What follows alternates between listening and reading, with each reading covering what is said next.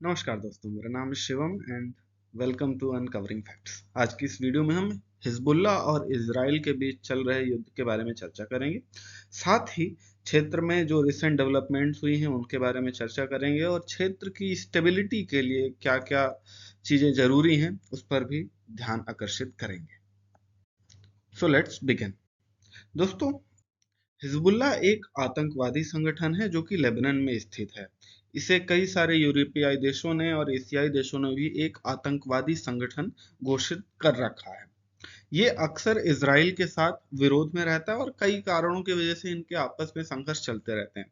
अभी रिसेंट में बात करें तो लगभग 2021 से इजराइल और हिजबुल्लाह के बीच लगातार युद्ध वाली स्थिति बनी हुई है, लेकिन अभी तक इन दोनों के अलावा किसी बाहरी शक्ति ने इस पर हस्तक्षेप नहीं किया है।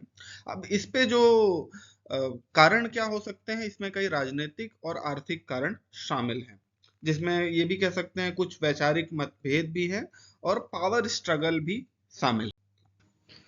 अब अगर हम रिसेंट डेवलपमेंट्स पर ध्यान दें तो इसराइल ने ये कहते हुए हिजबुल्लाह पर अटैक कर दिया कि इनको कहीं से खबर लगी है कि हिजबुल्लाह इन पर बहुत ही बड़ा अटैक लॉन्च करने वाला है। तो इसराइल ने ये कहा कि हमने ये प्रिम्प्टिव स्ट्राइक करी है जिससे हिजबुल्लाह इन पर वापस से अटैक ना कर पाए। बट यहाँ पर हुआ क्या है, इसराइल यहाँ पर पूरी तरह से गलत साबित हुआ है। इनके अटैक करने के बाद भी हिजबुल्लाह ने इन पर वापस से रिटेलिएशन करी है और लगभग इसराइल के 11 मिलिट्री बेसिस पर इन्होंने अटैक करा है।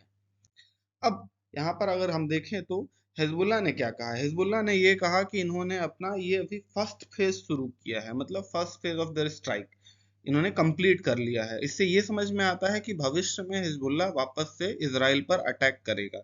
क्यों? क्योंकि ये कह रहे हैं फर्स्ट फेज है, तो उनके हो सकते हैं कई सारे फेज भविष्य में आ सकते हैं। अब इसके जवाब में इसराइल के प्राइम मिनिस्टर बेंजामिन नेतन्याहू ने कहा है कि whoever will harm us we will harm them.